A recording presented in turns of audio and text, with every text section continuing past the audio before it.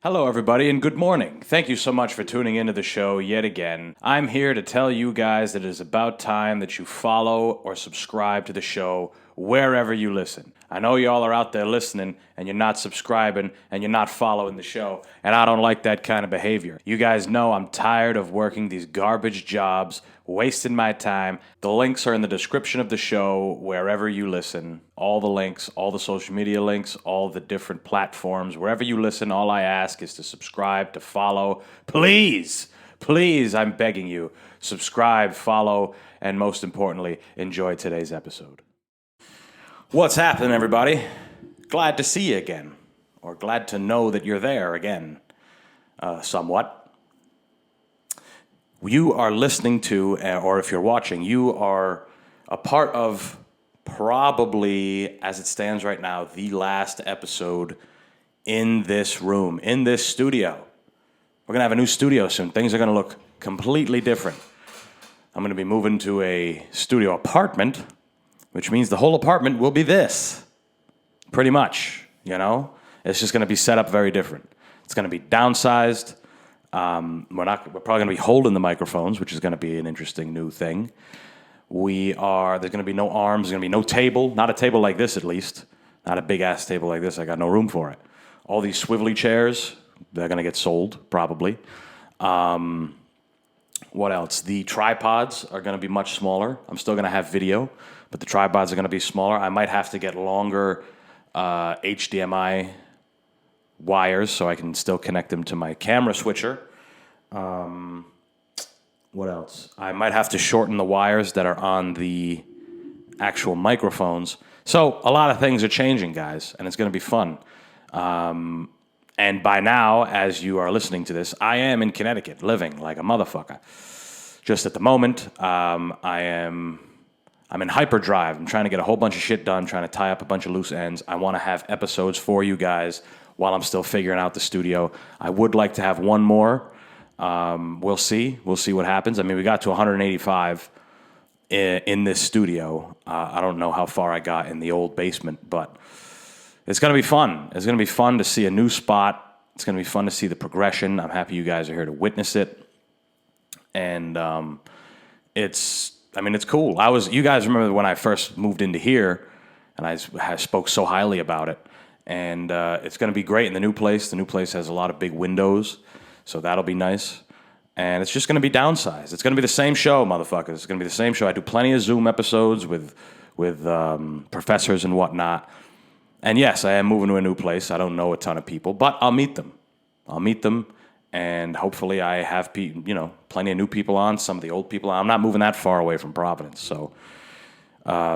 And I'm going to meet some new comedians, definitely, and which is what I wanted to get into mainly. I haven't spoken to you guys in a while about the technical side of things because most you motherfuckers don't give a shit. I assume the worst. You know, I assume that you motherfuckers, you don't care. But maybe you do. Man. I'm not giving you enough credit. Either way, I haven't done it in a while, so I figured, let me let these motherfuckers know what's happening. But anyway, comedy. I am incredibly excited to get back knee-deep into comedy. 3-4 times a week, doing open mics, working on material, really living like a comic. And actually soon, I'm going to be doing the goals, the first quarter goals wrap-up, right? At the end of that, April 1st, right? So that'll be a fun time because I haven't even looked at those motherfuckers, if I'm being honest. You guys know I'm honest. A lot of shit's happened in these first 3 months of this year. And my mind has been taken off a lot of shit. But what stood strong was comedy. I have been really working on the craft because it means a lot to me. You know, I mean, making sure that I'm good, making sure that I'm solid and practicing how you fight, right? A lot of guys say, spar how you fight. I mean, you're going to give each other brain damage, but train how you fight, you know? Do the intense shit, like how you would fight, so you don't develop bad habits. That's why I try my best not to look at my list of jokes and whatever else when I'm on stage. Doesn't mean it's a bad thing. Fucking national headliners do that shit. Mark Norman's on stage with a notepad. I'm not knocking anybody, and I'm sure at one point I'll do it. I'm sure I'll get past this way of thinking, but at the moment, I'm just focusing on getting better. And that's key in anything that you do that's brand new. Or maybe not even brand new, just something that you want to get better at. You got to do it on a consistent basis. And this whole moving process has taken up my month of March, more or less. You know, I did the show at the Comedy Connection, and I did the show at Comics Roadhouse. Those were in March, and I did a bunch of open mics to prepare for those. But since the show at the Comedy Connection, I've done one open mic because I've been just scrambling, you know, just trying to get things all settled. But right here, I have a list of a bunch of open mics that I can go to. I'm not going to be super far from the city, from New York. You know, it's going to be a 2.5-hour commute rather than a 3.5, 4-hour commute from Providence. So it's nice. It'll be good. And I'm excited to get back like hard body at it, because when you take a hiatus, you can sometimes get used to it. And you don't want that shit, especially if it's something you care about. So that's fun. But comedy, I have recently, I feel like I've spoken about it on here, but as you guys know, I am a fan of copying. I love watching the best, and I love taking from them and implementing it in my own game, finding what works, finding what doesn't. And this month was a pretty big month for me in comedy, because I realized that there's certain levels of mastery. Because I've been watching a lot of it. I've been taking notes. I got my little notepad here. I've been taking note with my fucking bike thing, whatever. But I've been taking notes on performance, on speech, on how these guys set up punchlines and whatever. And I've been trying. And what I'm finding is there's certain people that have certain levels of mastery. And I shouldn't say levels, but kinds, right? Like, for example, when I watch a guy like Norm Macdonald, who is just effortlessly funny, I want to emulate his effortlessness. The fact that he is just so nonchalant, hey, like he's just exudes comedy. But when I experiment with that stuff, you see that there's certain jokes you can't do that with.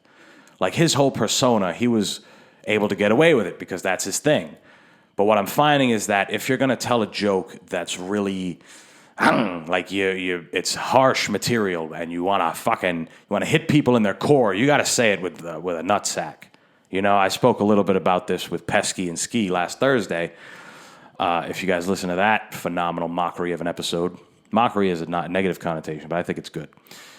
It was. I found that when I went to Mohegan, I tried to be very stationary on the stage, because that's another level of mastery. A guy like Tom Papa, who can just stand there, tell his jokes, doesn't need to be doesn't need to be crazy animated, doesn't need to pace back and forth.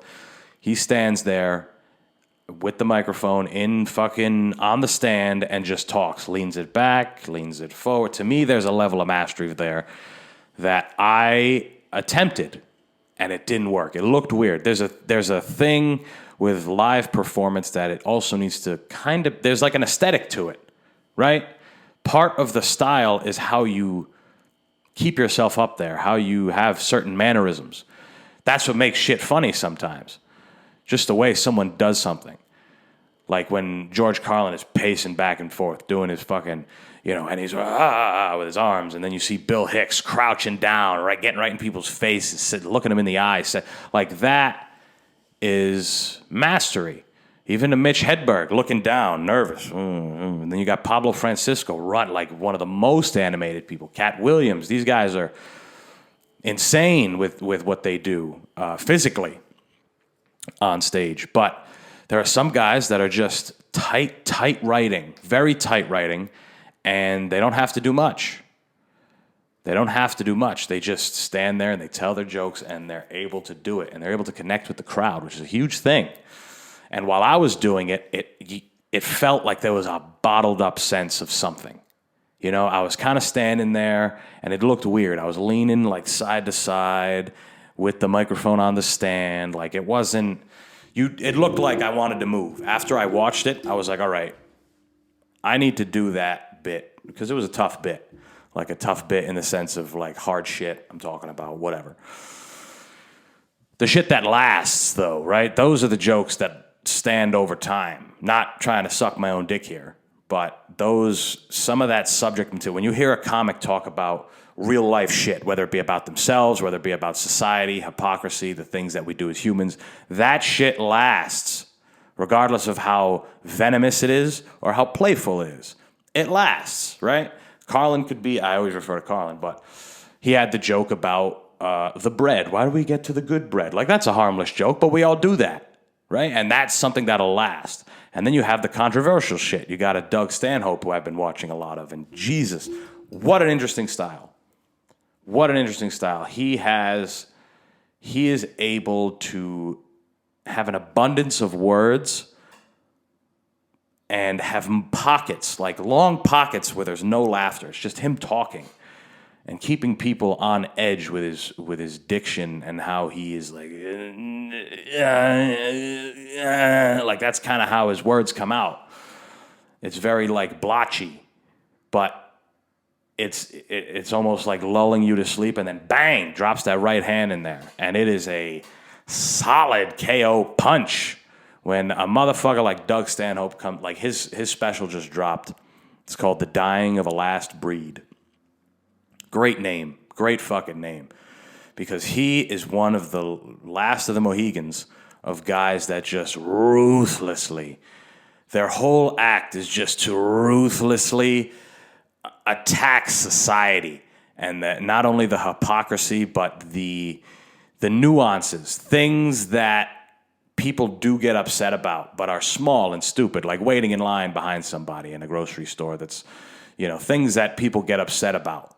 He is one of the last Mohegans that is absolutely just murdering people and the things that they do and the things that we do, and just it's masterful. It is masterful. He's one of the last guys that's still doing that. I mean, there's, again, Carlin and Hicks. Stanhope is right there with them when it comes to calling out hypocrisy and just smearing it all over the crowd's face and then making them laugh about it. That is a level of mastery that I am a monstrous fan of and has a huge influence on the type of comedy that I like doing. I love that. I love pushing people over the line, dragging them with me, making them laugh about it, because in my fucked up head, I just corrupted you to a certain level of my thinking. Because I said that joke to you thinking that it was funny to me, and you laughed at it. And it's a murderously fucking whatever joke. It's offensive, it's touchy subject, whatever. Crazy subject matter. And I corrupted you enough to laugh at it with everybody else in here, along with me, the sick bastard who came up with it. And when you watch these guys, they have a confidence that is unmatched. They're just able to brutalize a crowd, brutalize them, just beat them over the head. And that is, again, it's a level of, it's a different type of mastery, and the cool thing about artistry and all different kinds of art and things where you're forced to have a style, right? You're forced to have a style. That stuff is awesome to me because you literally build it yourself. The people that have the coolest art, the people that do the coolest shit and are the best at things that force you to have a style, they are the whatever they created is a representation of who they are as a person. I've spoken about this before. I've spoken about it countless times. It's when you have a person that is able to express themselves completely how they are through whatever medium it is. A sport, an art, what else? I don't fucking know. A trade, right? Which is an art in and of itself. Anything that requires you to have a style, some kind of style. Imagine living your whole life and never finding your style, right? What if, I'm sure there's people that go their whole lives and never know what they want, never know what they really like. They never have an affinity towards things, everybody had, like me, cool cars are nice. Like, they're cool. I totally would like a cool car one day. But there's other things that I know that I like, right? And I shouldn't even say that. Let's say we chose a topic of car. I know that there are certain things that I think are cool, and that would be my style. That car's dope. Same thing with clothing. Same thing with, it's getting a little materialistic, of course. But even no style is a style. Bruce Lee proved that motherfucker. He said, damn, all this life work, and I have proved my point that no style is even a style. And it's impossible to not have some sort of a style in this life, to not have a way by which you are defined. Every outlet, just the way you live your life, should be how you are as a person. It should be conducive to whatever the fuck you can do. And hopefully you can live in this monetary land and do that as well. Live a life that is conducive to who you are as a person. We as humans, we are nomads from the beginning of time. We had to fucking explore. We had to walk. And I'm not this ancestral, liver king. You have to feel the grass in your feet, and you have to walk barefoot in the rain. And that's cool. That's awesome. I like walking in the rain. It's nice. I understand. But I don't necessarily think it has any certain whatever. But there are things that are genetically part of being human, and one of them is exploration, and movement, moving to where things are more favorable. Now, over time, we've been able to develop preferences, where back in those days, there were preferences, but not as many choices. So they had no choice but to survive. Now, most people are put in a position where they can at least survive. Even if it's terrible, terrible conditions, a lot of society are put in a place where they can live, at least live. Where back in those days, it was like you either live or you fucking die. Now you're born, there's systems in place, there's, unless you're born to a fucking absolute desolate land, to a fucking homeless family that is, and they've had kids who've died, and all these fucking, like, if you live in a place where kids are drinking water that you could also mistake for black coffee, then, okay, I understand, maybe. But even then, right? Even then, there's people who live and grow up in these places. So living has become a back door, like not a back door, like a back room type thing, back of the mind type thing. Most people are able to live. Now, how comfortably can you live? How comfortably can you live physically? Now, we're going to get even more minutia here. How physically comfortable are you in your living space? Are you warm? Are you able to sleep soundly at night? Do you have food?